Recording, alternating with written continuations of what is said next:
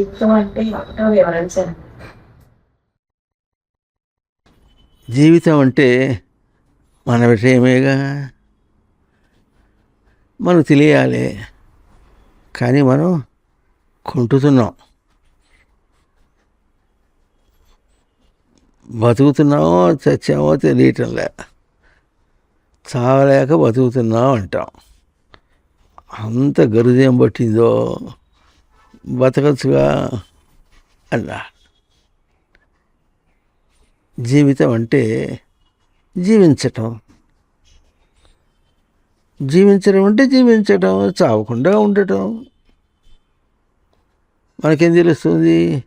ఏదో నువ్వు చెప్పారు కానీ మనిషి కొంతకాలం తర్వాత చచ్చేవాడు, కొంతకాలం తర్వాత చచ్చేవాడు అనేది మనకు చావు అనేది ఒక గమ్యంలాగా. గమ్యం అంటే చివరికి చేరుకోవాల్సిందే అన్నట్లుగా మనకెవడో మెడ మీద ఆంక్ష పెట్టి ఒత్తిడి పెట్టి చస్తావు చూడు అన్నట్టుగా, మెడ మీద ఒత్తిడి పెట్టి చస్తావు చూడు అన్నట్టుగా ఉంది మనకు. అట్లా ఎవరు ఏమంటాంలే, మనమే జీవితం అంటున్నాం. మనల్ని శాస్త్రము, మన ప్రత్యక్ష జీవితం కూడా జీవుడుగా చూపిస్తుంది, జీవించేవాడుగా చూపిస్తుంది. ఆ మాట మనకి ఎప్పుడు బుద్ధికే రాదే. మనం ఎట్లా ఉంటాం? దేహం ఎవరు నువ్వు? నేను దేహం. ఇప్పుడు చాలా వచ్చినాయి. ఏమొచ్చినాయి? ఆధార్ కార్డు వచ్చింది, పాన్ కార్డు వచ్చింది, ఇంకో కార్డు వచ్చింది, ఇంకో ముక్కలు వచ్చినాయి, ఇంకో చెక్కలు వచ్చినాయి. తను గుర్తించుకోవడానికి ఇవన్నీ ఉన్నాయి. ఇంటి పేరు ఒకటి ఉంది, తనకో పేరు ఉంది, ఇంటికి పేరు ఉంది. ఆడవాళ్ళు అయితే పుట్టింటి పేరు ఒకటి ఉంది, మళ్ళీ మెట్టినింటి పేరు ఒకటి ఉంది. ఇన్ని పెడితే అప్పుడు నేనని అది చూపించుకోవడానికి ఏం చేయాలి? ముందు ఫోటో పెట్టాలి. ఆ ఫోటో పెట్టేటప్పటికి మనం ఏమైపోయినాం? ఫోటో వాడే అయిపోయినాడు. ఒకసారి మా మఠంలో ఒక భక్తుడు, ఆయన ఇప్పుడు కాలం చేశారు. ఆయన ఏం చేశాడంటే ఒక సభకు వెళ్ళారు. ఆ సభలో వాళ్ళ స్వామివారి ఫోటోలు పెట్టారు అమ్మకానికి వెళితే ఆయన వచ్చి అడిగాడు, మీ స్వామి ఎంత అన్నాడు. 20 రూపాయలు. మీ స్వామి ఎంత ఇప్పుడు? 20 రూపాయలు. వ్యవహారం కూడా మనకు అర్థం కాదు, మాట్లాడటం కూడా మనకు అర్థం కాదు. ఇప్పుడు శివరాత్రి అయిపోయింది కదా, మళ్ళీ వస్తుంది రామనవమి వస్తుంది. మనం ఏం చేస్తామంటే పూజా మందిరంలో శివుణ్ణి అక్కడ తగిలించి రాముణ్ణి ఇక్కడ తగిలించంటాడు. శివపటాన్ని అటు తగిలించి రాముడి పటం అనడు. ఫోన్లో మాట్లాడటం జాతగా ఫోన్ మాట్లాడుతున్నాడు అంటారు. ఆ లో అంటుపోతే ఎట్లా అర్థమవుతుంది? అదే అర్థం కాని వాడికి శివపటానికి శివుడికి తేడా ఏం తెలుస్తుంది? శివుణ్ణి ఇక్కడ తగిలించంటే వేలాడిది, లేకపోతే శివుణ్ణి వేలాడిది తగిలించు. మాటలో మర్యాద కూడా తెలియదు, ఏం మాట్లాడుతున్నామో అది తెలియదు. ఈవిడికి ఇంకా జీవితం అంటే ఏం తెలుస్తుంది? అందువల్ల జీవ ప్రాణధారణే, జీవతీతి జీవ ప్రాణధారణే అని పాణిని మహర్షి చక్కగా నిర్వచనం చేశారంటే వివరించి చెప్పారు. ప్రాణధారణే, ప్రాణమును ధారణ చేయటము. ధారణ అంటే జేబులో పెట్టుకోవడం కాదు, ముక్కులో పెట్టుకోవడం కాదు, మూతిలో పెట్టుకోవడం కాదు, బుర్రలో పెట్టుకోవడం కాదు. ధారణ చేయటం అంటే తను ప్రవర్తిస్తూ ఉంటే ధారణగా, జీవము ప్రాణము అన్నటువంటి దాన్ని ధారణగా నిలపటం. మనం బట్ట కట్టుకున్నటువంటి స్వరూపం మనకి తెలుస్తూ ఉంటుందో, గబుక్కున బట్ట తొలగిపోతే తొలగిపోయిందని మనకు వెంటనే తెలిసిపోతుంది. ఎట్లాగో అది దాన్ని చూసుకుంటూ ఉన్నప్పుడు ఉండకపోయినప్పటికీ కూడా, బట్టను చూసుకుంటూ ఉండకపోయినప్పుడు కూడా బట్ట కట్టుకున్నటువంటి తీరు మనకు ధారణగా ఉంటుంది. అది ఎట్లా ఉంటుందో అట్లాగే జీవితము అంటే ప్రాణధారణే, ప్రాణమును ధారణ చేయటం అన్నారు. ప్రాణమును ధారణ చేయడం అంటే అది ఉందిగా, ఇది కాదు ప్రాణం. దీని ప్రాణవాయువు అని వాళ్ళు అన్నారు, ఎందుకంటే దేహం దాంతో బతుకుతుంది కనుక ప్రాణవాయువు అన్నారు. అట్లా కాదు. ప్రాణం అంటే ప్రథితం ఆనయతీతి ప్రాణ. నీ ప్రాపణే అంటే పొందుట. ప్రథితం ఆనయతి. ప్రథితం అంటే ఎట్లా చెప్పబడిందో అట్లా. ఎట్లా చెప్పబడింది? ప్రాణులన్నీ కూడా సచ్చిదానందముల చేత బ్రతుకుతున్నాయి, సచ్చిదానందముల యొక్క ఆవరణ చేత బతుకుతున్నాయి. సచ్చిదానందములను స్మృతిలో పెట్టుకొని స్మృతిలో నుంచి స్ఫురణలోకి తీసుకుంటూ ఉన్నాయి. స్మృతిలో అంటే లోపల, స్ఫురణ అంటే దాన్ని బయటికి వ్యక్తం చేయటం. సచ్చిదానందముల లోపల ఉండి వాటిని వ్యక్తం చేస్తుంది. ఎట్లా వ్యక్తం చేస్తున్నాయి అంటే అక్కడి నుంచి స్మృతి నుంచి ఎరుక, జ్ఞానం, ఎరుక, అక్కడి నుంచి తెలివి సవరణ, తెలివి సవరణ నుంచి తెలివి, తెలివి నుంచి అహంకారం, అహంకారం నుంచి చిత్తము, చిత్తము నుంచి బుద్ధి, బుద్ధి నుంచి మనస్సు, మనస్సు నుంచి మెదడుకి, ఆ మెదడు తర్వాత మళ్ళీ ఏ ఇంద్రియాలకు వెళితే ఆ ఇంద్రియాలకి. అట్లా అవి ధారణగా ఉన్నాయి. వదిలేసింది అనుకోవటం లేకుండా లేదు. బుర్ర పెట్టుకుని మాట్లాడుతున్నావా, ఏం మాట్లాడుతున్నావు, నువ్వేం మాట్లాడుతున్నావు నీకు తెలుస్తుందా అంటాం. ఎందుకంటే తన ఊరికి తన గుర్తింపు పెట్టలేకపోతే, ఏదైనా ప్రవృత్తిలో బతికేవాడైతే మనకు వెంటనే తెలిసిపోతుంది, అని చేస్తాం మనం. కనుక అట్లాగే ప్రాణము అంటే ప్రథితేన ఆనయతి, ప్రథితం ఆనయతి. సృష్టి సచ్చిదానంద రూపములు అని నీకు నిర్దేశించి ఇంతే అని చెప్పింది. దాన్ని ఆనయతి తీసుకుంటాడు, తం ధారయతి ధరిస్తాడు. అందు జీవుడు ఆనయతి తీసుకుంటాడు గనక ప్రాణం కలవాడు, దాన్ని ధారణ చేస్తాడు గనక జీవుడు. జీవుడు అంటే జీవ ప్రాణధారణే, ప్రాణమును ధారణ చేయటం. ఈ మాట మనం మర్చిపోకూడదు. ఇప్పుడు మనం ప్రాణమును ధారణ చేస్తున్నామంటే, ప్రాణం అంటే గబుక్కన మనకేం చెప్పవస్తుంది? ఆక్సిజన్. అది కాదు, సృష్టి ఎట్లా అవన్నీ రచించిందో అట్లా. దానికి ఉపమానం ఎట్లా ఉంటుంది అంటే, ఉప్పు ఎట్లా ఉంటుంది? ఉప్పగా ఉంటుంది. దానికి చెప్పబడినటువంటిది దాని గుణం అది. అది అట్లా లేకుండా పోతేది ఇదేది ఉపాక కర్పూరమా? ఉప్పు కప్పురంబు ఒక పోలిక నుండు చూడ చూడ రుచుల జాల వేరు. రెండు ఒకటిగానే ఉంటాయి. ఉప్పు కర్పూరం ఒకటిగా ఉన్నట్టుగా ఉంటుంది. ఇది గట్టిగా ఉంటుంది, అది కొంచెం మెత్తగా ఉంటుంది. ఉప్పు తెల్లగానే పొడి చేస్తే ఉప్పు తెల్లగానే ఉంటుంది, తర్వాత పంచదార కూడా తెల్లగానే ఉంటుంది.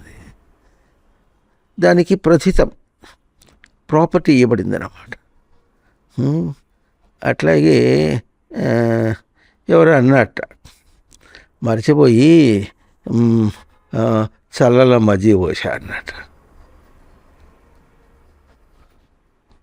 అర్థమైందా? దానిలో హాస్యం అర్థమైందే. చల్లన్న మజ్జిగన్న ఉంటే ఒకటే. రెండు మజ్జిగ కూడా పాలు కూడా రెండు తెల్లగానే ఉంటాయి. అది గుర్తుపడితే తెలిసిపోతుంది, వాసనలో కూడా తెలుస్తుంది. మజ్జిగనే చల్ల అనుకొని చల్లలో మజ్జిగ పోసి అట్ట తోడుకుంటుందని. అట్లా ఉంది మన పని. ప్రాణం అంటే అర్థం కాదు, ప్రాణధారణ అంటే అర్థం కాదు, జీవితం అంటే అర్థం కాదు. జీవితం అంటే సంస్కృత పదం. ఏమిటో జీవిస్తున్నాం, ఏమిటో జీవనం అని సంస్కృత పదాలు వాడతారు. వచ్చింది గోల, పెద్ద గోల. ఆ సంస్కృత పదాలకి అర్థం ఉంటుంది. లేకపోతే నా బతుకుతున్నాను, బతుకో బ్రతుకో, తెలుగులో బ్రతుకు అనాలి.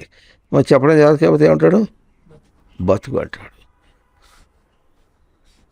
నీ బతుకు తెల్లారినట్టుందిరా, ఏం చేస్తున్నావు నువ్వు అని వాడు తిట్టా. నువ్వు ఏమన్నా అనుకోండి, అవన్నీ మీ భాషలు, మీ గోల మీరు అవస్థపడండి. అక్కడ తెలియదు వచ్చి నీ జీవనం అట్లా ఉందిరా అంటే ఏమర్థం? వాడికి నా జీవితంతో చెరగాడుతున్నాడు ఆయన. అటుంది జీవితం అంటే నీకేం తెలుసు? ఆయన చెరగాటడానికి ఆయన ఆవిడో ఇంకెవరో. నా బతుకుతో చెరగాట ఆడుతున్నావు అంటే ఆ తీరు వేరు మీ గోల మీద.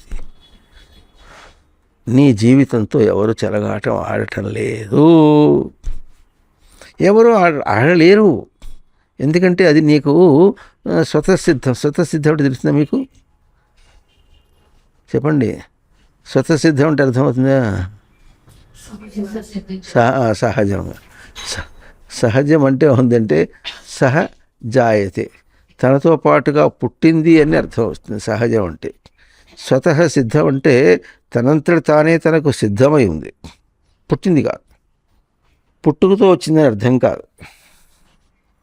అదే పుట్టుకతో వచ్చింది అని అంటే సహజం అనాలి.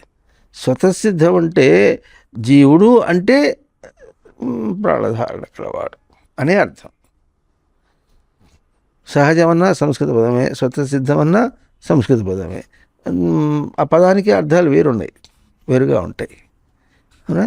సరే, ఇది చెప్పుకున్నప్పుడు జీవితం అంటే జీవ ప్రాణధారణే అని అర్థం. ప్రాణం ఉంటే ప్రథితేన ఆనయతి.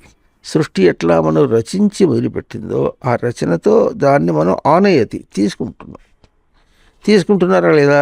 తీసుకుంటున్నాం. ఎట్లా తీసుకుంటున్నాం? నేనున్నా. ఇది జపమా, తపమా, మూర్ఖమా, లేకపోతే యథాలాపమా? యథాలాపం అంటే తెలుసా మీకు?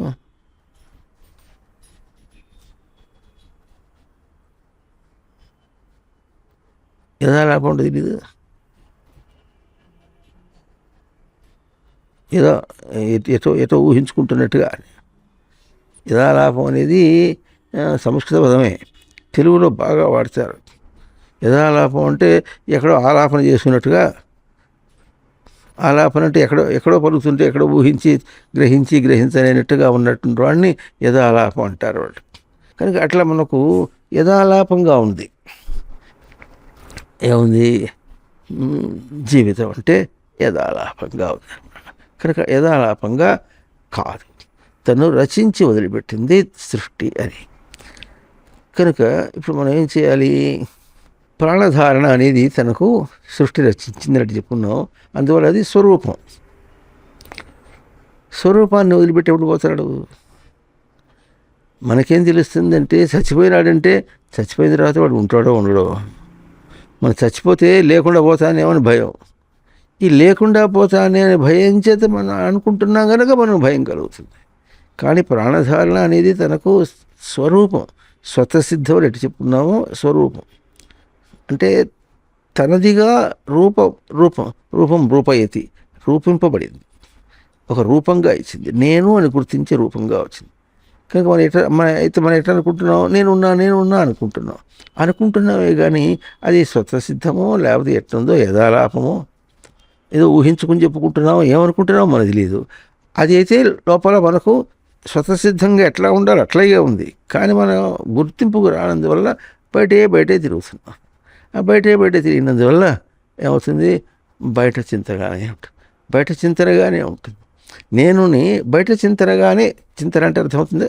చింతన అంటే చింతించడం.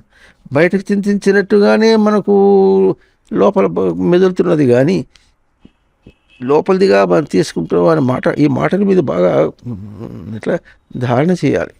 మాటిమాటికి చెప్పుకుంటున్నాం. మనం చెప్పుకున్నప్పుడు కూడా మనకు ధారణకు అందాలి. ఆ ధారణకు అందుతూ ఉంటే మనం బయట బతుకుతో పోల్చుకుంటాం. పోల్చుకుంటే ఈ బయట బతుగా లోపల బతుక, బయట బతుగా లోపల బ్రతకాలి. ఎప్పుడైతే తన స్వరూపం తన జీవనం అనేటటువంటిది స్వతసిద్ధము స్వరూపంగా రచించిందో అది అందుకున్నావా సరే, లేకపోతే అందుకోవాలి. మనది ఏదన్నా పోతే లోకంలో ఎట్లా ఉంటుంది? దానికోసమని ప్రయత్నం చేస్తాం.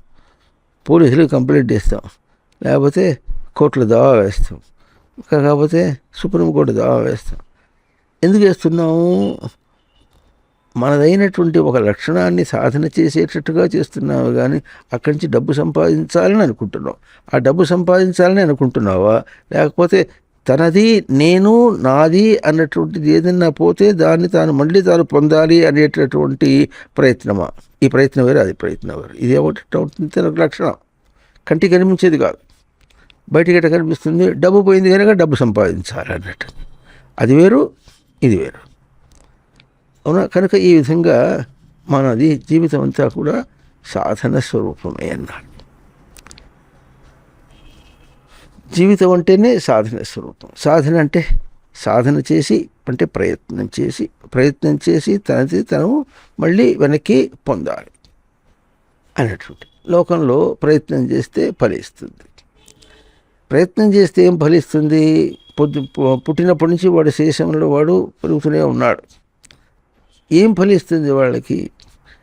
చదువుతాడు, పెళ్ళిళ్ళు చేసుకుంటాడు, వాళ్ళకి మళ్ళీ పెళ్ళిళ్ళు చేస్తాడు, ఏదో అవస్థ పడతాడు, చివరికి ముసలాడు అవుతాడు, నా వాళ్ళు అనుకుంటూ కొట్టుకుంటూ లేచిపోతాడు. ఇప్పుడు ఏం ఫలించింది? ఏం సాధన చేశాడంటే ఈ కొట్టుకుంటుంటే నాకు ఏమీ రాలేదు అన్న తెలిస్తే పోనీ అప్పటికి తాను అంతవరకు సాధన చేసినవాడు. లేదా కొట్టుకునేటప్పుడు నేను ఏమని కొట్టుకుంటున్నాను? నాది అని కొట్టుకుంటున్నానే. నాది అంటే ఎట్లా? ఎన్నిటి నాది అన్నాను నేను? ఎన్నిటిని అన్నాను? కనబడిందల్లా నాది అన్నాడు. తనకు తోచిందల్లా నాది అన్నాడు. తోచిందల్లా నాది అంటే దానికి నీకు అఫినిటీ అంటారు, స్నేహం. ఎక్కడ స్నేహం? మహా గొప్పదనుకుంటున్నటువంటి మరి ప్రియుల్లోని కాసేపే ఉంటుంది. ఆ తర్వాత పిల్లలు పుట్టిన తర్వాత ఇంకెట్లా ఉంటుంది? పిల్లలు పుట్టిన తర్వాత ఆ పిల్లల్ని అడ్డం పెట్టుకుని ఇద్దరు పోట్లాడుకుంటారు. అంతేనా? పిల్లల్ని అడ్డం పెట్టుకుంటాడు. పిల్లల కోసమే ఆమె ఏదో చెప్పబోతుంది, ఈయన ఏదో చెప్పబోతాడు. ఈయన చెప్పింది ఆవిడ ఒప్పుకోదు, ఆవిడ చెప్పింది నేను ఒప్పుకోదు. పిల్లవాడు ఏడుస్తున్నాడే, పాలు పట్టవే అంటాడు ఆయన. ఇప్పుడే పాలు పట్టానంటుంది ఆమె. ఏడుస్తున్నాడంటే ఏడుస్తుంటే పాలు పడుతూనే ఉంటే నువ్వు తింటూ ఉంటే నువ్వు ఎట్ట బతుకుతావు? చెప్తే అర్థం కాదు. వాడికి ఉద్దేశం ఏమిటి? పిల్లవాడు ఏడుస్తున్నాడు. పిల్లవాడు ఏడవడం తాను చూడలేడు కనుక పాలు పట్టాలి. ఈ కోపం వస్తే ఇంకా ఉంటాడు, నా దగ్గర పాలు ఉంటే పట్టేసేవాడిని అంటాడు. తిక్కే, నీ దగ్గర పాలు ఉంది కనుక నిన్ను బతిమలాడాల్సి వచ్చింది. ఇంత అన్నం పెట్టవే, తింటాడు. అన్నం తినడానికి వచ్చేటప్పటికి ఆకలిస్తాం, తినబెట్టే. ఆకలిస్తాం ఏడుపు కాదు, నీ పోలిక వచ్చింది, ఏడుస్తున్నాడు.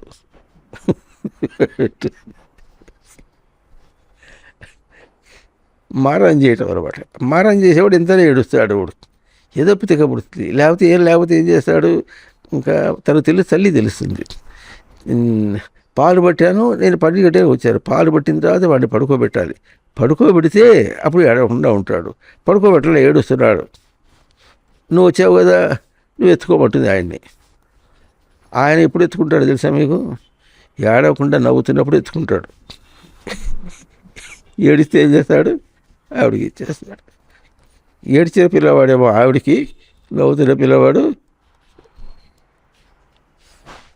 ఇట్ట సుఖమైన ఉందా? ఎలక్షన్ల ముందు వాగ్దానాలు చేస్తారు, అందరూ వాగ్దానాలు చేస్తారు. ఆ వాగ్దానాల తర్వాత కొన్నేమో అమలుపరచలేదని, ఆయన అంటాడు, ఈయన అంటాడు. ఆయన చేసినప్పుడు ఆయన చేయాలి, ఈయన చేసినప్పుడు ఈయన చేయాలి. అందరూ ఇదే కొట్టుకుని తింటారు. చివరికి ఎవరు గెలుస్తారంటే ఎటుంటుంది? ఎవడికి రాసి పెట్టుంటే వాడు, ఎవడు రాసి పెట్టుంటే మనం ఎట్ట బతకాలో, మనకెట్ట రాసి పెట్టిందో అట్ట వాళ్ళు బతుకుతారు, వాళ్ళు వస్తారు. అట్టయ్యే ఉంటుంది. ఇది కూడా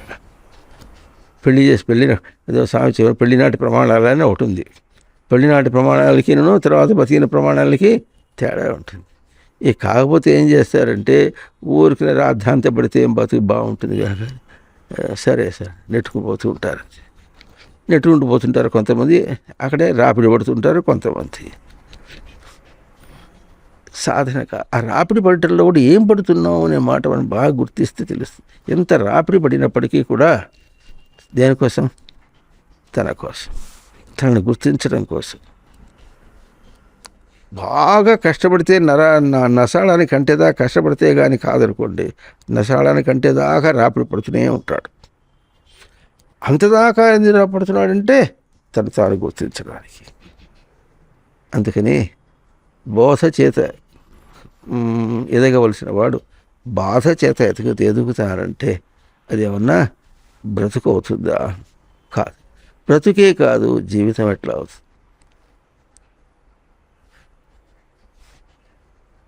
మళ్ళీ ఒకసారి సందర్భం వచ్చింది, మళ్ళీ చెప్పుకుందాం. జీవితం అంటే ఏం చెప్పుకున్నాం? జీవ ప్రాణధారణే. ప్రాణధారణ అంటే మనం గుర్తించాలి, బయట బ్రతుకులో ప్రాణమును ధారణ చేయటానికి ఏదన్నా అవకాశం ఉందా? ప్రథితం ఆనయతి, సృష్టి ఇచ్చి అందించినటువంటి సచ్చిదానందములను తాను తీసుకొని నిలుపుకోవటానికి అవకాశం ఉంటుందా? ఎట్లా ఉంటుంది? నీళ్ళలో పడిపోయిన వాడు ఏం చేస్తాడు? వాడు చెరువులలో ఎక్కడో పడిపోయినాడు, సముద్రంలో పడిపోయినాడు, వాడు ఏం చేస్తాడు? నీళ్ళు దాటం అదే ఆగోలే సరిపోయి. అక్కడ తన ప్రాణధారణ గురించి ఆలోచించడం ఎట్లా ఉంటుంది? అది ఎంత అభ్యాసం చేస్తే చేసి ఉంటాడు తీగడ్డతో. ఇది బాగా ఆలోచించినప్పుడే మనకు ముందేం తెలుస్తుందంటే ఇది చాలా కష్టమైనటువంటి విషయం. కొందరు లోకంలో అనుకుంటారంటే ఇంత కష్టపడే బదులు హాయిగా మనం ప్రశాంతంగా ఎట్లా చట్టాపట్టాలు వేసుకుని తిరుగుదాంపా అంటాడు. ఎట్లా స్వేచ్ఛగా ఉంటే అట్లా బతుకుదాం అన్నట్టుగా ఉంటారు వాళ్ళు. అదేదో సులభం అన్నట్టుగా మరుగుతారు వాళ్ళు. ఇప్పుడు చట్టపట్ట అయితే కష్టాలు వస్తాయా లేదా? కష్టాలు వస్తే ఏడుస్తాం, సుఖం వస్తే నవ్వుతాం. కాసేపు ఏడుస్తాం, కాసేపు నవ్వుతాం. దీని తప్పే ఉంది అని అంటాడే కానీ తప్పే ఉంది కనుక నీ కష్టం అంటే ఎట్లా వచ్చింది, సుఖం అంటే ఎట్లా వచ్చింది, అసలు నువ్వెవరు?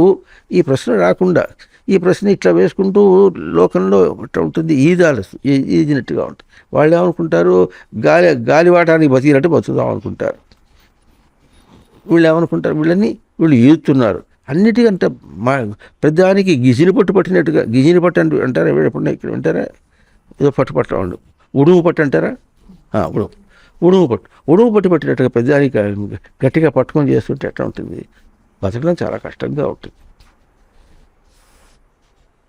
తేలిక నెట్టుకుంటూ పోవాలంటాడు అన్నట్టుగా ఉంటే, నెట్టుకుంటూ పోతుంటే ఏదో బతికినట్టుగా ఉన్నట్టుగా ఉంటుందని మనం అనుకుంటాం సరే. అప్పుడు ఏమవుతుంది అంటే మనం గుర్తించాల్సింది అట్లాగే మళ్ళీ పుట్టాలి. అసలు విషయం తెలుసుకుని చేసినప్పుడు ఏమవుతుంది? దాన్ని ఎట్లా సమసింపజేయాలనో, ఎట్లా అణగొట్టాలనో చేసుకుని 1 జన్మ 2 జన్మలు 10 జన్మలు మొత్తాన్ని దాని నుంచి బయటపడడానికి ఉంటుంది. సమస్య మనకి ఎదురైతే అర్థమైతే దాన్ని చేసుకోవడం. సమస్య అర్థం కాకుండా నెట్టుకుంటూ వెళ్ళిపోతుంటే ఇటగే పుడుతుంటాడు చూసి ఎవరు సుఖమా? 1 జన్మ 2 జన్మలు 10 జన్మలో దానికోసం కృషి చేసి దాన్ని నెట్టేసేటట్టుగా మనం చేయటం అనేది సుఖమా? ఈ చేతగా చాలా కష్టం అవుతుంది. అది ఎవరో యోగుల కోసం, వాళ్ళకి మంది కాదు.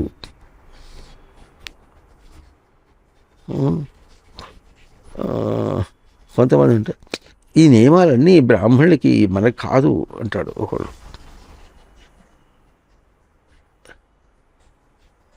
అట్లా కాదు, ఎట్లా ఎప్పుడు లేదు. పాఠాలు వేరు కావచ్చు. ఈ పాఠం 9వ తరగతిలో చెప్తారు, మాకు 6వ తరగతిలో కాదంటే పాఠం 9వ తరగతి కావచ్చు. 9వ తరగతిలో ఎట్లాగైతే చాలా శ్రద్ధగా చదవాలంటున్నాడో 6వ తరగతిలో కూడా అట్లాగే శ్రద్ధగా చదవాలి. శ్రద్ధగా చదవటం అనేటువంటిది అభ్యాసం జరుగుతుంది అక్కడ, అంతే. పాఠాలు మారిపోతాయి. ఏ పాఠాలు వచ్చినా అంతే చదవాలి, ఏ విషయం వచ్చినా అట్లాగే ఉండాలి. ఎట్లాగైనా అట్లాగే తను తాను దర్శనం చేసుకుంటూ బతకాలి. ఇది తనకు సాధన. ఈ సాధన చేయటానికి మనకు ఎడతెలుస్తుంది అంటాడు. ఎడతెలిసేది ఏమిటి? తెలుసుకునేవాడు తాను, తెలియబడేవి బయటది. ఇది ఏమన్నా మన ప్రయోగానికి రావటం లేదా అని అంటే, ప్రయోగం అంటే అర్థమవుతుంది మనం లోకంలో తిరగడానికి మన ప్రయోగానికి రావటం లేదా అంటే చాలా వస్తున్నాయి. సంస్కారానికి తగినట్టుగా మరి ఇంతమంది మనుషులు ఉన్నారు, ఒక్కడు ఒక సంస్కారానికి కాదు, వాళ్ళ తేడా ఉంటుంది. ఆ సంస్కారం తగినట్టుగా తాను ఎప్పుడూ కూడా బయట తిరుగుతున్నటువంటి వాడే. ఇంట్లోని వాడు బయటికి వెళ్ళి బయట తిరగటం అనేటువంటిది బయట సాధించుకొస్తాడు, బయట సాధించుకుని ఎక్కడికి వస్తాడు, ఇంట్లోకి వస్తాడు. ఈ మాట మనకు లోకంలో ఎప్పుడూ వాడుతూనే ఉంటాం. అట్లా సాధించేవాడు అనే మాట వచ్చినప్పుడు బయట ఏమి సాధిస్తున్నాడు? డబ్బు సాధించుకుని వచ్చాడు, ఇంట్లో నలుగురు కలవ గంజి వేసుకొని తింటున్నారు అని మనకి ఎడ తెలుస్తుందో, అట్లాగే బయట ఏదో సాధించుకొచ్చి ఇక్కడ చేశాడు. దానికి బయటగా ధనము, డబ్బు అనే ఒక పదం చేసుకున్నాడు, లేకపోతే కీర్తి అని అర్థం పదాలు పెట్టాడు. సాధించుకొచ్చి ఎక్కడికి వచ్చాడు? ఇంటికి వచ్చాడు. ఒక సామెత ఒకటి ఉంది, ఇంట్లో ఈగల మోత, బయట పల్లకీల మోత. ఏమంటారు? ఇంట్లో ఈగల మోత, బయట పల్లకీల మోత. ఇంట్లో అందరూ, బయట అందరూ పొగుడుతారు, ఇంటికి వచ్చేటప్పటికి ఆ 7 సేవలే అంటుంది ఆవిడ. రాగానే అబ్బాయికి ఎట్టయింది, ఇట్లా అయింది, ఇట్లా అయింది, వాడికి ఎట్టయింది, వాడికి జ్వరం వచ్చింది, ఇట్లా వచ్చింది, అది ఆ సమస్య ఇట్లా వచ్చింది, వాళ్ళు వస్తూ ఉన్నారు, వాళ్ళు అంటే వాళ్ళు ఎందుకు వస్తూ ఉన్నారు, నేను రావద్దనని ప్లేట్ మారిపోయింది ఇప్పుడు. వస్తారా, రాని రాని, నేను రిసీవ్ చేసుకుంటానులే అంటాడు. నేను రిసీవ్ చేసుకుంటానంటాడు. గబుక్కన వచ్చేసిన తర్వాత, చూడు నేను అర్జెంటుగా పోవాలి, రిసీవ్ చేసుకుని నాకు కాదు కానీ నువ్వు పో అంటాడు. నేను ఎక్కడ పోయింది, కొంప వదిలిపెట్టి ఉంటుంది ఆమె. ఇప్పుడు వాడు కొంప, ఇప్పుడు అంత కొంపలు కాదుగా, ఆడపిల్లలు కూడా ఎక్కడ, అందరూ వాళ్ళంతా వీధిని పడ్డారు. అందరూ వీధిని పడ్డారు కనుక వాళ్ళు పట్టు రావాలంటేను ఆవిడకి, నాకు టైట్ ప్రోగ్రామ్ ఉంది ఉంటుంది, ఆఫీసులో టైట్ ప్రోగ్రామ్ ఉంది, ఇప్పుడు ఏం చేయాలంటే మా ప్యూని పంపిస్తారంటుంది. ఆఫీస్ బండి అవుతుంటాడు, బండి పంపిస్తాడు. ఎక్కడి దాకా తీరింది ఇప్పుడు? ఆయన వస్తాడు చాలా సంతోషంగా. వస్తే ఎక్కడి దాకా పోయింది, తనకు వీలు కాలే, ఆవిడికి వీలు కాలే. అన్ని అడ్డంకులు పెట్టుకుంటూ ఏవో నెట్టుకుంటూ అడ్డంకులు నెట్టుకుంటూ ఉంటాడు. అడ్డంకులు నెట్టుకోవటం కాదు, అడ్డంకుల యొక్క స్వరూపం తెలుసుకొని అది ఇది తాత్కాలికము అని గుర్తించుకొని తీసవతల వారేసి. తాత్కాలికం అంటే అప్పటికప్పుడని ప్రసిద్ధార్థం కాదు, అప్పటికప్పుడు కాదు, తత్కాలం. తత్కాలం, తాత్కాలికం. ఆ కాలం అంటే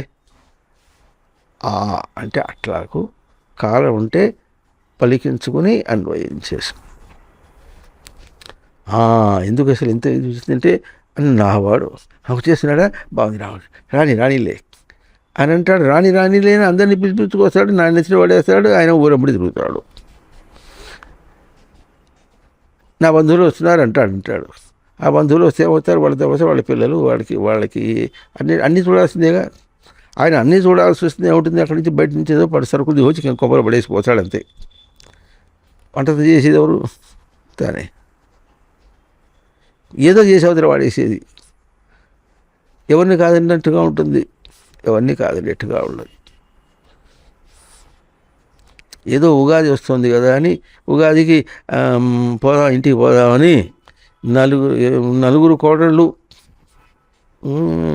ఇంకా 2 అల్లుళ్ళు అందరు వస్తారు. వాళ్ళు వస్తే ఎప్పుడు ఎట్టుంటారు, అంతమంది ఎప్పుడు అల్లదనం ఉంది అయినారు.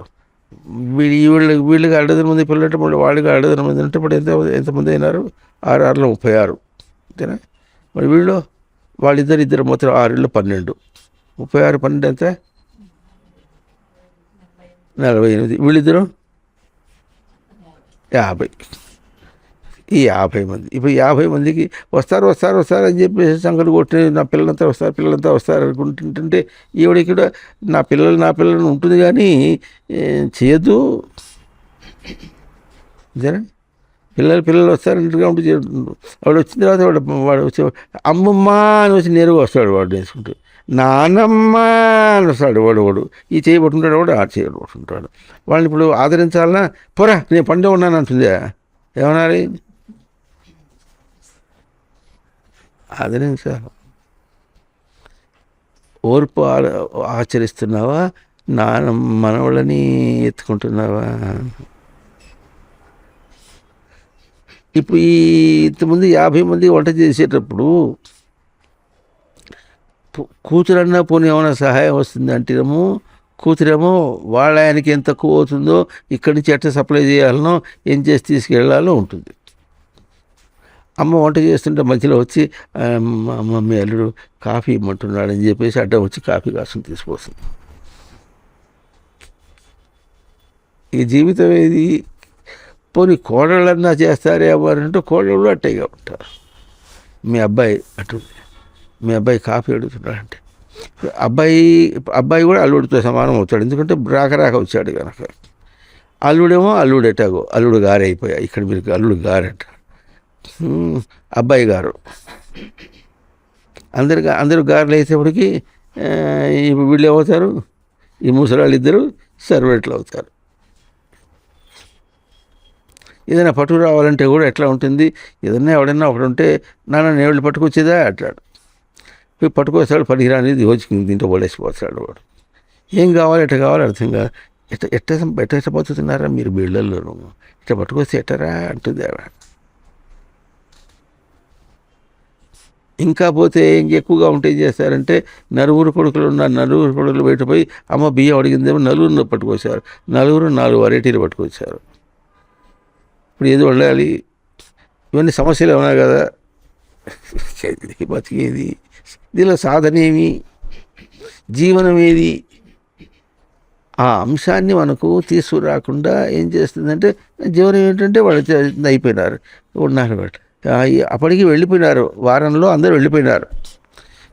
వాళ్ళందరూ ఉన్నప్పుడు ఎట్లా ఉంది, కళకళలాడుతూ ఉంది. ఇప్పుడు వెళ్ళిపోయిన తర్వాత ఇల్లు ఎట్లా ఉంటుంది, బోసిపోయింది అట్లా అడుగుటం. వాడు ఎప్పుడు కళకళలాడిందా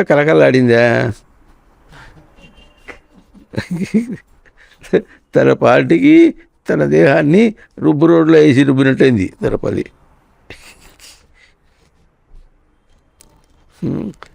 ఎప్పుడన్నా పోని పెద్ద కొడుకో చిన్న కొడుకో ఎవరైనా సరే, అమ్మ ఈ మాట అక్కడ కాదమ్మా, నువ్వు చాలా అవసరపడిపోతావు, మా ఇంటికి వచ్చేస్తారులే అన్నయ్యలు అక్కయ్యలు చెల్లెళ్ళు అందరూ మా ఇంటికి వస్తారని ఎవడైనా అంటాడంటే ఆవిడేమో చెప్పు తీసుకుంటుంది, నేను చేయలేను పోవటం. ఎక్కడ నాది ఏది, ప్రాణధారణ ఏది, సచ్చిదానందముల యొక్క ధారణ ఏది? ఈ విధంగా మనం చేసేటప్పుడు ఒకసారి ప్రశ్న వేసుకుంటే, ఇప్పుడు మన వాళ్ళతో మురిసిపోతావా, శ్రమను ఓర్చుకోలేక ఏడుస్తావా, సచ్చిదానందము నిలుపుకోలేకపోయినానని గుర్తిస్తావా? ఇప్పుడు నువ్వెవరు? లోకంలో 2 ఆప్షన్ అర్థం ఉంటుంది, వాళ్ళు వచ్చారని ప్రీతిగానే బాగానే ఉంటుంది, చేయలేకపోయినా అందరూ వస్తారు, మళ్ళీ ఇంకో మాట ఈ ఉగాది అయిపోయింది, మళ్ళీ పిలుస్తానంటే ఎవరు నాకు ఓపిక లేదండి అంటుంది, నేను చేయలేను. ఎందుకే నీ కోడళ్ళు చేయలేకపోయిన మాట వచ్చినప్పుడు, కోడళ్ళు ఏమో క్వారంటీగా పెడతారు, కూతుళ్ళేమో గొంతు దాకా కూర్చుంటారు, వాళ్ళ పిల్లలు వాళ్ళ సరిపోయారు.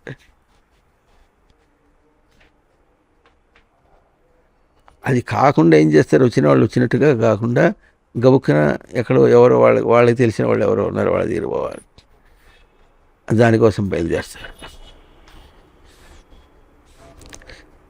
వాళ్ళందరూ వస్తారు కదా అని ఒడ్డు పెడుతుంది, వాళ్ళు ఎటో తిరిగి ఏదో వచ్చారు, మాకు అన్నం అక్కయ్యలే అంటాడు, ఏమంటాడు, మేము తినేసి వచ్చాం, మీరందరూ తినేసి వచ్చాడు, చెప్పద్దురా లీటర్ ఉంటుంది, వండిందంతా ఏం చేయాలి ఇప్పుడు, పారేయమ్మా ఏముంది అంటాడు ఇంకోడు, ఉంచమ్మా రాత్రి తినేద్దాం, ఫ్రిడ్జ్లో పెట్టు అంటాడు ఇంకోడు. ఇదేగా బతుకు అంటే, ఇదే బతుగా, ఇది జీవనమా? ఆలోచించండి.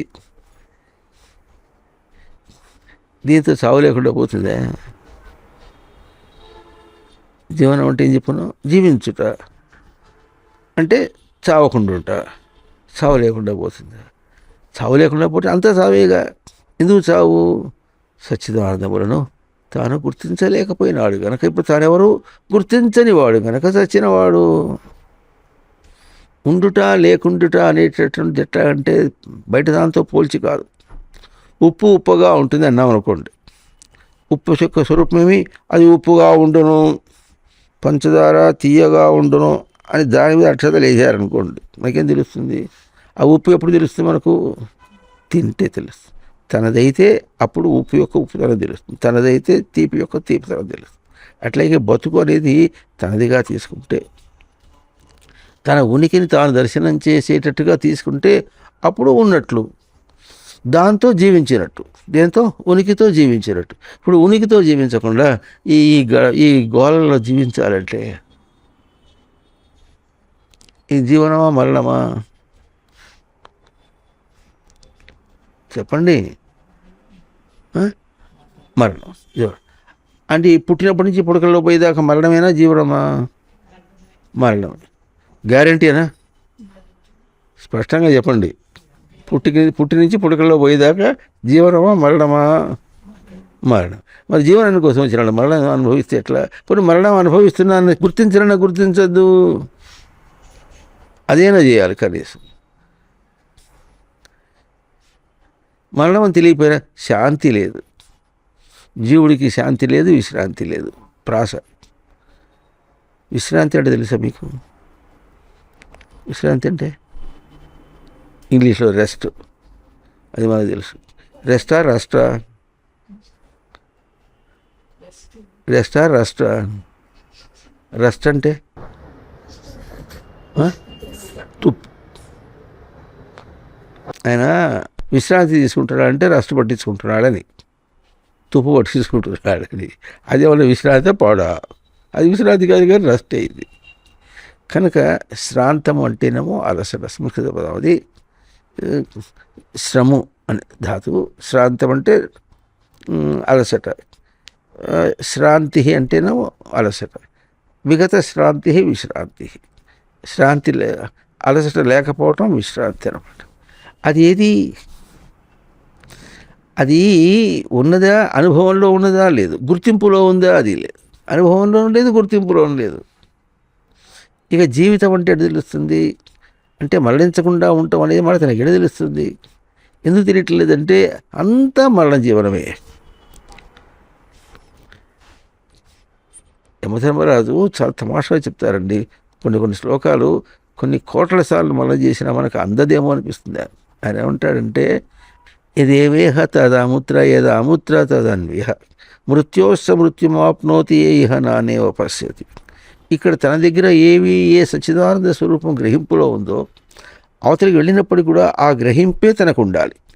ఇక్కడ ఏది ఉంటుందో అక్కడ అదే ఉంటుంది, అక్కడ ఏది ఉందో ఇక్కడ అదే ఉంటుంది అన్నట్టుగా తాను ప్రవర్తిస్తే, ఇప్పుడు తనే ఉంటున్నాడు, ఇక్కడే ఉందో తనకు తెలియదు, అక్కడే ఉంది ఏదో కావాలి బావుకు తినాలంటాడు.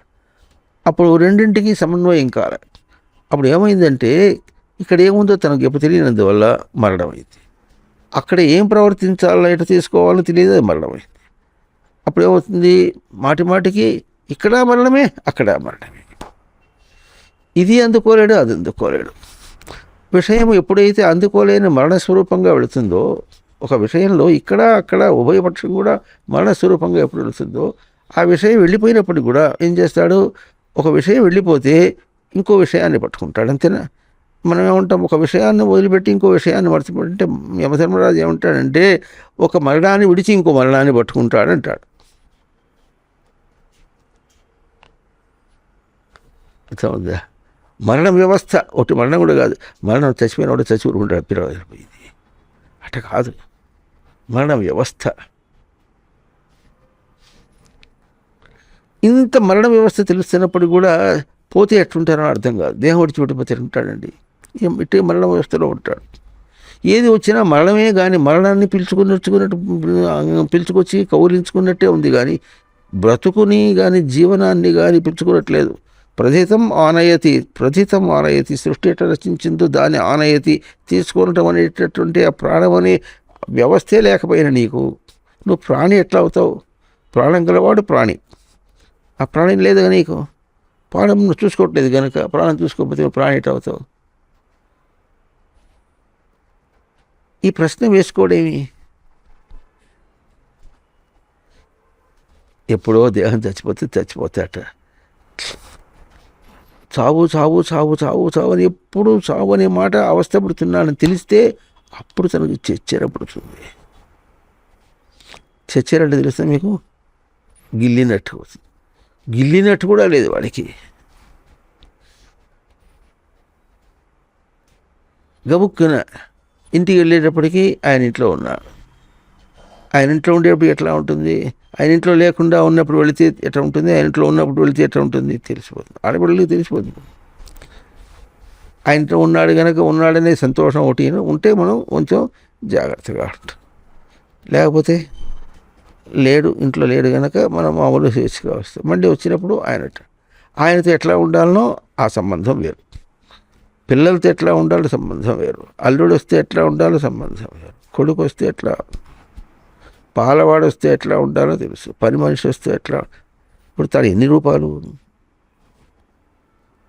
పని మనిషి వస్తే తాను ఏ రూపంలో ఉంటాడో, ఏ రూపం అది, ఇది మారదు. బుద్ధి మారింది, గ్రహింపు మారింది. పని మనిషి వస్తే ఒక గ్రహింపు రూపం, మూడు వస్తే ఒక గ్రహింపు రూపం, పెళ్ళా వస్తే ఇంకో గ్రహింపు రూపం, కొడుకు వస్తే ఇంకో రూపం. ముగ్గురు కొడుకులు ఉన్నారు, ముగ్గురు కొడుకులు ఒక కొడుకులు వస్తే అన్ని రూపం. ఆ కొడుకులు పెద్ద అయినారు, కూతుళ్ళు పెద్దవాళ్ళు అయినారు, వాళ్ళకందరికీ ఎట్లా మనవాళ్ళు పుట్టారు. అంతేగా ఇప్పుడు మరి ముగ్గురు కొడుకులకి ముగ్గురు కొడుకులు పుట్టారు, ఇంకో కొడుకులో పుట్టారు. ముగ్గురు కొడుకులకి ముగ్గురు చొప్పున 9 మంది ఉన్నారు. ఇప్పుడు తాను ఎన్ని నానమ్మలు, 9 మందికి ఒకటి నానమ్మ, 9 మందికి 9 నానమ్మల. అందుకని అట్టున్నాం మనం. 9 మందిని పలకరిస్తే 9 నానమ్మలైంది. తన గ్రహింపు ఎట్లా ఉంటే అర్థమవుతుంది కదా. ఒకళ్ళ మీద ఒక తీరుగా వాళ్ళ ప్రవృత్తి ప్రకారంగా ఎట్లా ఉంటామో 9 మందికి 9 నానమ్మలు అయిపోయాయి. ఇది పోగా తన బావగారి పిల్లలకి నాన్నమ్మేగా, మరిది రూపాయల పిల్లలకి నానమ్మేగా. ఇంకా ఏదో ఉంటే తన ఇంకా ఆయన వైపు అన్నదమ్ములకైనా తన తల్లి రూపం అవుతుంది. తన చెల్లెళ్ళ వైపు వాళ్ళకి కూడా తన చెల్లె అంటే అట్లా అవుతుందిగా, అప్పుడు అంతే అవుతుంది. నా నా నా సొంత మనవాళ్ళు అమ్మమ్మ, చెల్లెళ్ళ మనవాళ్ళు నేను కూడా అమ్మమ్మ, చిన్న అమ్మమ్మ, పెద్ద అమ్మమ్మ. ఎన్ని రూపాయలు నీకు ఇప్పుడు, ఎన్ని రూపాయల్లో బతుకుతావు చెప్పండి? ఎన్ని రూపాయలు, ఎన్ని అంటే అన్ని. తను ఒకడే తనకు ఇన్ని రూపాయల్లో వేస్తుంటే దేనికి సమాధానం చెప్పుకోవాలి ఇప్పుడు? అన్నీ అంతే సత్యమే. ఎవరినైనా పలకరించి నేను సచ్చిదానంద స్వరూపం రా అని వాడికి చెప్పగలవా? నువ్వు చెప్పలేవు. నువ్వు సచ్చిదానంద స్వరూపం రా అని వాడికి చెప్పగలవా? చెప్పలేవు. ఏమున్నది దేనికి? నేను నుంచి నేను చెడితే నన్ను నుంచి నువ్వు చెడితే, నేను నుంచి నేను చేస్తే నా వాళ్ళ నా నుంచి నువ్వు చేస్తేవి, చెడితే చేస్తేవి. ఇక ప్రాణం ఏది, ప్రాణధారణ ఏది, ఇక జీవితం ఏది అంటే ఎందుకు ఇంతగా మనం చెప్పుకుంటున్నాం అంటే, జీవితం అంటే మనకు అర్థమైతే దీన్ని ఆధారం చేసుకుని జీవితం అనేటటువంటి పదమును మనం పోషణ చేస్తున్నాం. అదొక పదం, అంటే ఒక స్థానం. ఒక ఆసనంలో మనం కూర్చున్నాం అంటే అదొక ధామం. అట్లాగే జీవించుట అనేది మనకు ఒక ఆసనం. అక్కడ ఉంటే అసభువి, అక్కడ ఉన్నవాడు. జీవించుట అంటే అక్కడ ఉండటం ఎట్లా ఉంటుందో, లేకపోతే ఎట్లా ఉంటుంది. ఇప్పుడు మానే ఉన్నాడు, ఎవరో మాట్లాడిపోయినాడు, వాడు చూడు ఎట్లా మాట్లాడుతున్నాడు, వాడి మాటలు వింటుంటే బల్లెలు పెట్టి పొడిచినట్టుంది అంటాడు. అంటారా ఇక్కడ? అంటారా? బల్లెలు పెట్టి పొడిచినట్టుంది అంటాడు. వాడు బల్లెని తీసుకురాలే, పొడవలే, వాడి మాటలే బల్లెలు పొడిచినట్టుగా. అంటే అర్థం ఏంటి? ఇప్పుడు ఏం మాట్లాడుతున్నాము? వ్యావహారికమైనటువంటి భౌతికమైనటువంటి పదములతో అభౌతికమైనటువంటి స్థితిని మనం చెప్పడానికి ప్రయత్నం చేస్తున్నామా లేదా? అర్థమవుతుంది? అభౌతికం అంటే కంటికి కనిపించింది. కంటికి కనిపించకుండా ఉండే ఒక బాధని కంటికి కనిపించేటటువంటి పదములతో పోల్చుకొని దాంతో కొడితే ఎట్లా ఉంటుంది, అట్లా ఉపమానం వేసుకొని బల్లెలతో పొడిచినట్టు అట్లు ఇంత చేస్తున్నప్పటికీ బ్రతుకు అంటే ఏమర్థం కాలేదు, జీవుడు అంటే అర్థం కాలేదు. జీవుడంటే జీవించేవాడే అంటే కనీసం ఇది అర్థం కాకపోయినా జీవించేవాడే కనుక వీడు ఇన్ని చావులు చచ్చినా, పుట్టేదాకా చావులు చచ్చినా, దేహాన్నే విడిచిపెట్టిపోయినా, దేహాన్ని విడిచిపెట్టిపోయిన చావు చస్తున్నాడా? ఈ బతికిన రోజుల్లో ఎన్ని చావులు తెచ్చాడో ఈ చావులను మోసుకుపోతున్నాడా? ఆ చావుల్ని ఇక్కడ పోషిస్తున్నాడు. ఎట్లాగో పోయేటప్పుడు ఆ చావులను తీసుకుపోతాడు. అందుకని ఇది కూడా ఒక విశేషమే. ఏమంటారు, మా దాయాదులు చనిపోయినారండి, మాకు మైల వచ్చింది అంటారు. అంటారు ఇక్కడ మైల వచ్చింది అంటారు. మైల ఎన్నాడు ఉంటుంది మీకు? 10 రోజుల తర్వాత 11వ రోజున మైల స్నానం అయిపోయింది అంటాడు. ఆ దాయాదులు చనిపోయినాడు. ఆయన ఎప్పుడు బతుకున్నాడు అసలు? ఇప్పుడు దేహం విడిచిపెట్టిపోయినాడు కనుక చావన్నాడు. ఆయన ఎప్పుడైనా బతుకున్నాడా? ఆయన బతికిలేడు. ఆయన బతికిలేనప్పుడు ఎవరు బతుకున్నారు? ఎవరు బతికిలేరు. కనుక మనం ఎప్పుడు మైల్లో ఉన్నామా, మైల వదిలిపెట్టి ఉన్నామా? నిజాన్ని ఆలోచించినప్పుడు ఇంత ఆశ్చర్యంగా ఉంటుంది. ఎటువంటి బతుకులో ఉన్నాం మనం? మన జీవితం ఎట్ట సాగాలి?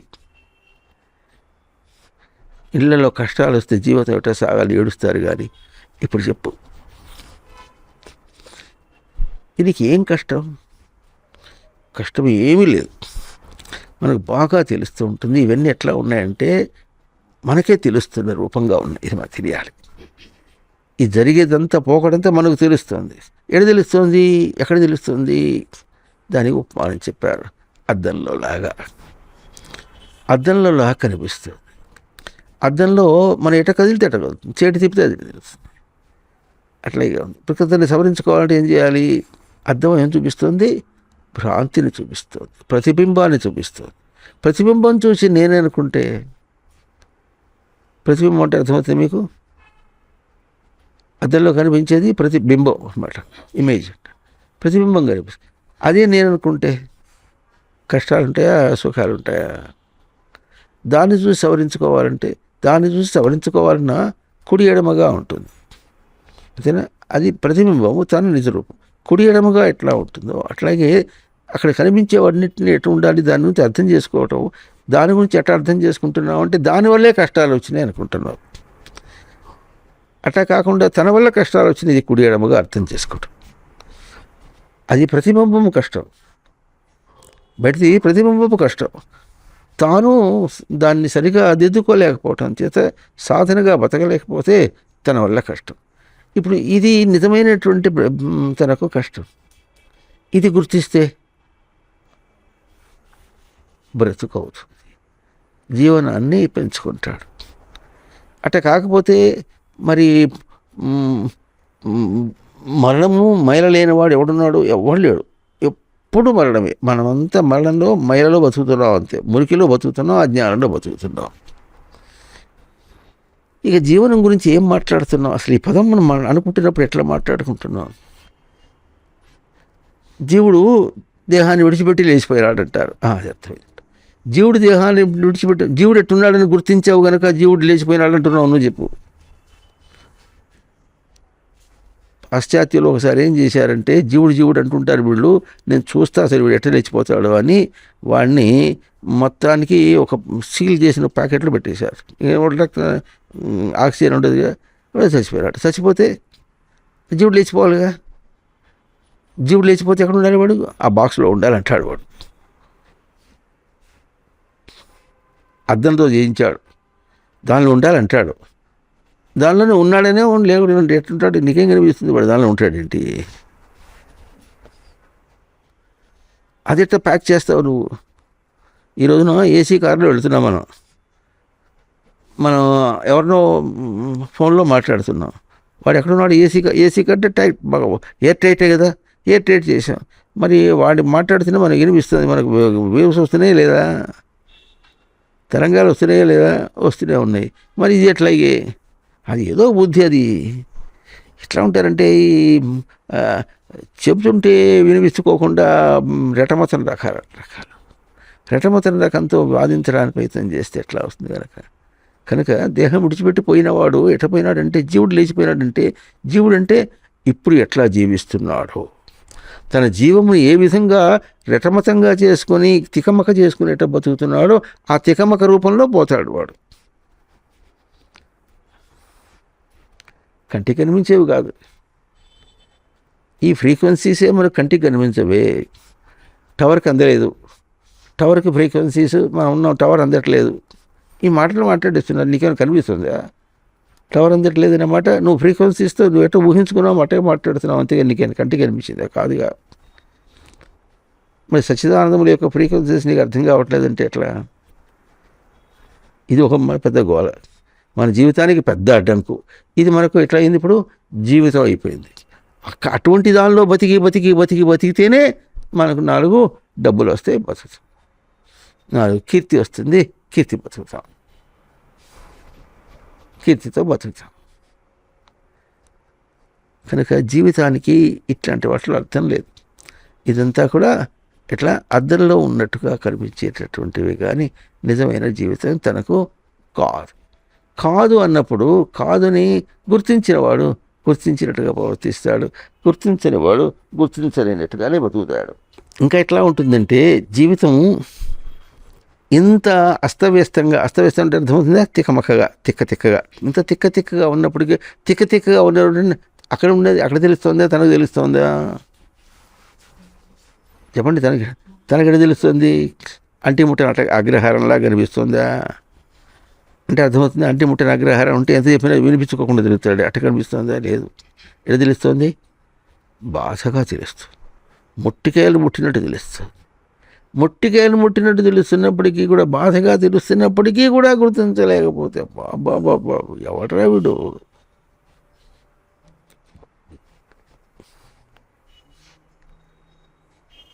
ఏమనాలి వీడిని? ఏమనాలి?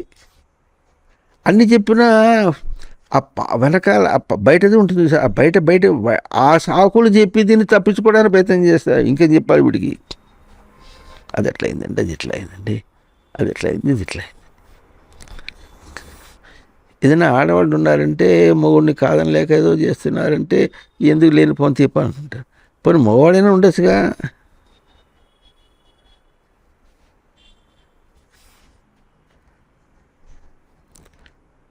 వచ్చేటప్పుడేమో దోతి గట్టుకు వచ్చాడు, ప్యాంట్ వేసుకుని కూర్చోవచ్చా అంటాడు. ఏమో ఆ ప్యాంట్లో అంత ప్రీతి ఏముందో. ఇది ఒకటి పాశ్చాత్య అనుకరణ. ఏం చెప్పుకున్నాం? పులిని చూసి నక్క వాత పెట్టుకుందట. వసతిగా ఉంటుందండి, ఆ వసతిలోనే ఉందండి నీ ప్రవృత్తి అంతా అండి అన్నాడు. ఈ వసతిగా ఉందనే మాట ఎప్పుడు ఆలోచించాలి. తను తాను రక్షించుకోవటం అనేటటువంటిది చాలా కష్టంగా ఉంటుంది. వస్త్రధారణలో మరి అవి లూజెన్స్ అంటే కుట్టినవి కాదు. శూతం వస్త్రం నా ధారయేత్. కుట్టిన వస్త్రం ఎప్పుడు కూడా కట్టకూడదు. ఎందుకు కట్టకూడదంటే ఆ దేహం యొక్క ఆకారాన్ని తీసుకొస్తుంది. వేసేటప్పుడు నీకు దేహం యొక్క ఆకారం బుర్రలోకి తెలుస్తుంది, చక్కగా భ్రాంతిలోకి తెలుస్తుంది. చుట్టుకోవాల్సింది అంతే. ఆ చుట్టుకుని ఎట్లా పని చేస్తావో చెయ్యి అంతే. దానికి ఒక స్టైలు, అదొక స్టైలు, ఇదొక స్టైలు. బ్రహ్మచారి అంటే అడవులు లుంగి కట్టాలంటే అదొక స్టైల్ అంటాడు. ఎవడు చెప్పాడు? దానికి ప్రమాణం ఉంది.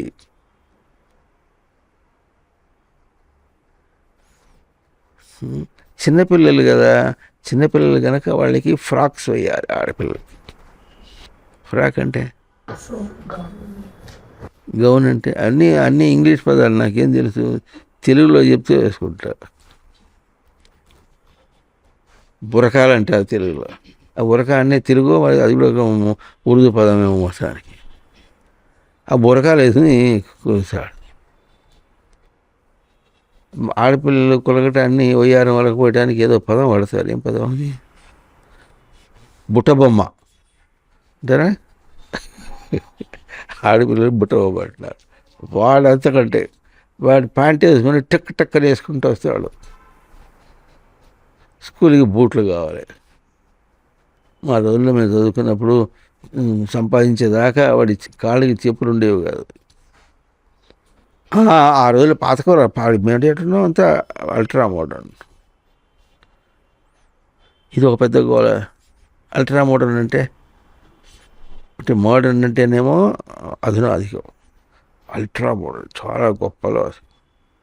మీకు మీ కర్మ మీరు అనుభవించారు, మీరు చూడు ఎంత హాయిగా ఉన్నావు అంటాడు. దీంతో హాయి అనుకున్న వాడికి ఇంకా జీవనం అనే పదం ఏమర్థం అవుతుంది వాడికి?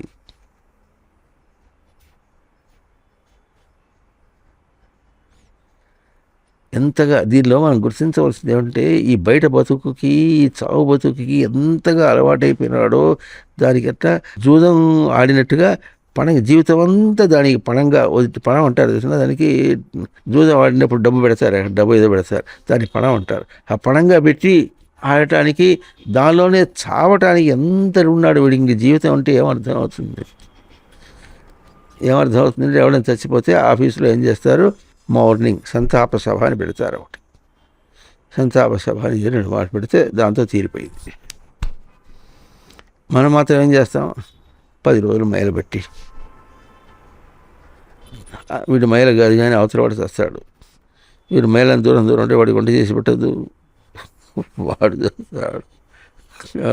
అమ్మాయిలు అయిపోయిన తర్వాత 10 రోజులు అయిన తర్వాత అయిపోయింది. పోనీ అది అయిపోయింది దోపరించుకుంటాడు, అది కూడా జాత కాదు. మళ్ళీ మీకు తెలిసిన దాయాదులు, బంధువులు అందరూ కూడా తర్పణ వదులుతారే, దాన్ని ఏమంటే ఏదో పదం వాడతారు. సరే, మొత్తానికి వదిలేస్తారు. ఏం వదిలేస్తారు తెలిసిన, ఇన్ని నువ్వులు ఇస్తారు, నువ్వులు చేతిలో ఇచ్చేసి నీళ్ళు పోసి వదిలేయమంటారు. ఆ వదిలేస్తే 2 దేవుళ్ళు ఇక్కడే ఉంటాయి, ఇచ్చిట్ అంటాడు. మొత్తానికి వదిలేసుకుంటాడు. అంతేనా? అంటే ఏం చేశాం? ఎప్పుడన్నా పురోహితుని అడిగారా మీరు? అడగరే, ఆయన చెప్పడు. మీరు అడగకపోతే ఆయన తెలుసుకోవాల్సిన అవసరం ఆయన మాత్రమే ఉంది. గట్టిగా మీరు అడిగారు అనుకోండి, అయ్యా నాకు తెలియదు, మీరు ఎవరు అడగటం లేదు కనుక మేము ఆ గురువుగారు మాకు చెప్పలేదు. తిల స్నేహని అని అర్థం. తిల స్నేహని, తిలలు అంటే స్నేహం అని అర్థం. స్నేహం వదిలిపెట్టావని అర్థం. అర్థం ఇదే. బంధువులందరూ కూడా బంధువులందరూ తిలోదకాలు ఇచ్చారని ఏదో అంటారు దాన్ని. అంటే తిలోదకాలు ఇవ్వటం అంటే స్నేహమును వదిలేశారు, ఉదకంగా వదిలేశారు, ఉదకంతో సహా వదిలేశారు, అంటే ఉదక చిహ్నంగా వదిలేశారు. మరి అంత వదిలేసింది రాదు. ఇప్పుడు మా అమ్మ అంటే వదిలేస్తేవుగా. ధర్మం కాదు, ఏదో పదం ఉంది చూసి, దాని పదం ఉంది. సరే, మొత్తానికి ఏదో ఒకటి వదిలేస్తారు. అందరూ తన బంధాన్ని వదిలేశారు, స్నేహాన్ని వదిలేశారు. ఇప్పుడు మా అమ్మ అన్న, మా నాన్న అన్న కూడా అబద్ధమే. వదిలేస్తేవుగా. వదిలేసిన వాడు వదిలేసినట్టు ఉన్నాడా? లేదు. పోనీ పట్టుకున్నవాడు పట్టుకున్నట్టున్నాడా? అది లేదు. పోనీ అమ్మకి నాన్న తద్దినం పెట్టినప్పుడు, మరి అమ్మకో నాన్నకో తద్దినం పెట్టినప్పుడు ఎట్లుంటుంది? అమ్మ రావాలి, అమ్మకి అన్నం పెట్టాలి, అంతేనా? అమ్మ ఎటు చూసావు ఇప్పుడు? ఇంతవరకు ఎటు చూసావు? స్థూలంగా చూసావు. స్థూలంగా ఇప్పుడు లేదుగా, నువ్వేగా తగలబెడితివి. అర్థమవుతుందా? నువ్వేగా తగలబెడితివి, లేదు. ఇప్పుడు అమ్మని ఎవరిని పట్టుకున్నావు, ఎవరిని అనుకున్నావో ఆ అనుకున్న వారి స్వరూపం ఏమిటో ముందు తెలుసుకో. ఆ అమ్మని పిలుచుకురా, ఆ అమ్మకి అన్నం పెట్టు. అమ్మ స్థూలంగా లేదు, నువ్వు స్థూలంగా లేదు. అమ్మ అభౌతిక స్వరూపాన్ని నువ్వు గుర్తించుకుని ఆ అభౌతిక స్వరూపానికి ఏమి ఇస్తే తృప్తి పడుతుంది. ఆకలి తీరాలని అన్నం పెట్టడం అదే అర్థం. అదే దేహానికి ఆకలి ఎట్లాగో అభౌతిక స్వరూపానికి అభౌతికమైన గ్రహింపు కావాలి, అది ఇవ్వు. ఆ పనే చేయకుండా అంత చేసి చక్కగా లోటలు వేసుకుని నల్ల పచ్చడితో గారెలు తినేసి అయిపోయిందంటే, అయితే వాళ్ళు చేయాలన్నా అంటే ఏదో చేస్తారు. ఎంత దూరంలో ఉన్నాం చూడండి. దాంతో సరిపోతుందా? బ్రాహ్మణుడు పిలిపించి వచ్చి అది దానం ఇచ్చాం, అంతది. అన్నీ ఇక్కడికి బయట వాడిగా స్థూలంగా చెప్పు. అన్నీ నువ్వు ఎన్నన్నా చెయ్యి, ఏదన్నా చెయ్యి, అసలు చేయొద్దు. అమ్మో నాన్నో ఎవరు చెప్పినా పితృదేవత యొక్క స్వరూపాన్ని, ఆ అభౌతిక స్వరూపాన్ని ఎట్లా బతికిందో నీకు ఎట్లా గుర్తించావు చేసి, ఆ స్వరూపంతో నువ్వు ఎట్లా బతకాలనో, ఎట్లా నువ్వు ప్రతిస్పందన చేయాలనో, ప్రతిస్పందన ఎట్లా చేయాలనో చేసుకొని మాట్లాడు, ఇవ్వు, అన్నం పెట్టు.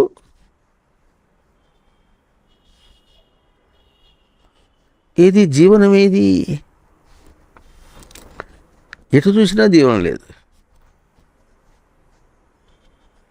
తను పెళ్లి చేసుకున్నప్పుడు జీవనం లేదు, తన కూతురికి పెళ్లి చేసినప్పుడు జీవనం లేదు, కొడుకుకి పెళ్లి చేసినప్పుడు లేదు, మనవడికి పెళ్లి చేసినప్పుడు లేదు, మనవడికి పెళ్లి చేసినప్పుడు లేదు, బంధువులింటికి పెళ్లి చేసినప్పుడు లేదు. చంకలు కొట్టుకుంటూ చక్కలు అందరూ పోయి ఏం తినొచ్చారంటే పెళ్లి భోజనం తినొచ్చారు. పెళ్లి భోజనం అంటే పిచ్చి పిచ్చి మాట్లాడు. పెళ్ళేమో తెలుగు పదం, భోజనమో సంస్కృత పదం. భోజనం అంటే భుజ పాలన అభ్యవహారయో, పెళ్ళిని పాలన చేసి రక్షించుకొని ఇట్లా అనుకొని దాన్ని తీసుకొని రావాలి. మనం లడ్లు వేసుకుని తింటా అన్నం తినేసి వస్తే పెళ్ళి భోజనం అవుతుంది. అది ఏం బతుకు, ఏం జీవనం అది? చచ్చిపోతే మాత్రం చావు అవుతుందా? చెప్పండి, చచ్చిపోతే చావు అవుతుందా? మన లేకపోతే చావు అంటే దేహం లేకుండా పోయిందండి. దేహం లేకుండా పోయినట్టుగా నీ పాడు బతుకు లేకుండా పోతే, జ్ఞానం వస్తే అప్పుడు చచ్చిపోయినట్టు. జ్ఞానం వస్తే చచ్చిపోయినట్టు. మనం ఎట్లా ఉన్నాము? బతకలేక చచ్చినట్టుగా ఉన్నాం. గుర్తించనందువల్ల చచ్చినవాడు వినాం, అంతేగాని అప్పుడు ఏమవుతుంది? గుర్తించడం అనేటువంటి నీ బాధ్యత ఇంకా ఉంది. అర్థమవుతుంది? ఎవడు చేయాలి? తనే చేయాలి. తన బాధ్యత తను వదిలించుకోలే. అటువంటి వాడు దేహం విడిచిపెట్టిపోయినా దేహం అయితే చచ్చిపోయింది, తాను చావలేదుగా. ఈ చావని వాడు అదేందా దేహం చావలేదు, కానీ వాడు తను గుర్తించకుండా చచ్చిపోవటం అనేటటువంటిదే బతుకుగా బతికినటువంటి వీడు పుట్టినప్పుడు చచ్చిపోయిన వాడు దేహం విడిచిపెట్టిపోయిన ఆ బతుకులో ఉంటాడు. వాడు తను తాను గుర్తించలేనటువంటి అర్ధాంతరంలో ఉంటాడు. వాడు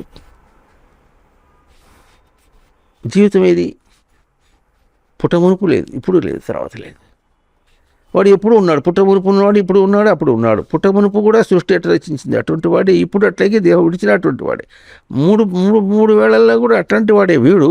ఏ వేళలో కూడా తన సంగతి తెలియక మరి ఇన్ని ప్రయోగాల్లో ఇన్ని సంవత్సరాలు బతికినట్టు ఈ ప్రయోగంలో కనీసం ఒక్కసారైనా సందేహం మాత్రంగానైనా తెలియకపోతే ఇంక జీవితం ఏది? ఇప్పుడు మనం ఈ పూట విశేషంగా ఇటువంటి మాటలు చాలా విన్నాం. విశేషంగా ఏం చెప్పుకుంటున్నాం అంటే, జీవించటం అనేటటువంటి పదంతో మాట్లాడుకో. ఇప్పుడు నేను జీవుడను, జీవించాలి. ఇప్పుడు ఇది ఎట్లా ఉంటుంది? తను గుర్తించి తాను సచ్చిదానంద స్వరూపంగా ఎప్పుడు గుర్తించాడో దాంతో జీవిస్తాడు. అది సృష్టి ఇచ్చినటువంటిది, దాన్ని తీసుకున్నాడు, ప్రాణధారణ చేస్తాడు.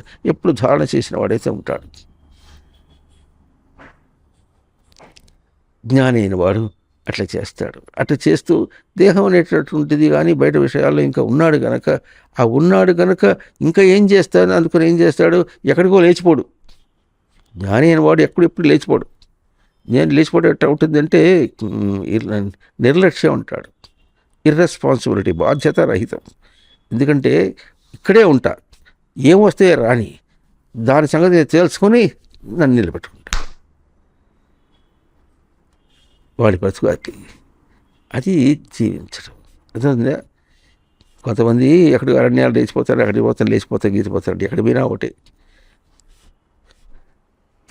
ఇట్లా దేహం మీద భ్రాంతి ఉన్నంత వరకు ఎక్కడికి పోయినా ఒకటి. దేహం మీద భ్రాంతి లేదనుకోండి, భ్రాంతి లేదన్న మాటను రుజువు చేసుకో, అది కూడా ఒక విశేషమే. ఈ మాటని ఇంకో విధంగా కూడా మన పుస్తకాల్లో ఉండేది. ఇది విశేషంగా శంకరాచార్యుల దగ్గర నుంచి వచ్చేది. నీ జ్ఞానం వస్తే లేచిపోతే ఎట్లా ఉంటుంది? నీ జ్ఞానాన్ని నువ్వు గట్టి చేసుకో, రుజువు చేసుకో, నీ తెలిసిన జ్ఞానాన్ని పంచివ్వు.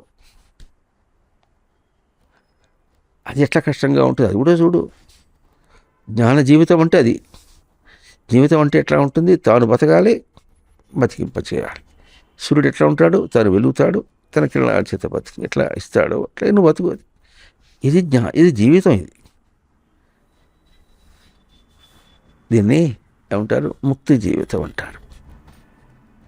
త్యాగరాజు ఒక చోట మోక్షము కలదా భూమిలో జీవన్ముక్తుడు కాని వారికి మోక్షము కలదా.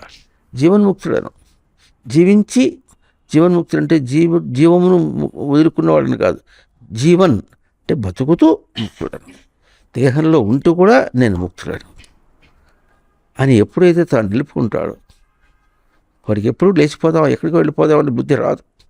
వచ్చింది అంటే వాడు జీవన్ముక్తుడు కాదు. వాడి జీవితం అది ఎంత కష్టమో ఇది ఎంత కష్టమే. ఎక్కడికి పోతాడు? ఎక్కడికి పోయినా అదేగా. ఎక్కడికి పోయినా బతుకు బయట బతుకు బయటగా ఎక్కడికి పోయినట్టుగా. ఇక్కడికి ఇప్పుడు ఏం చేయాలి? తన లోపలికి పోవాలి.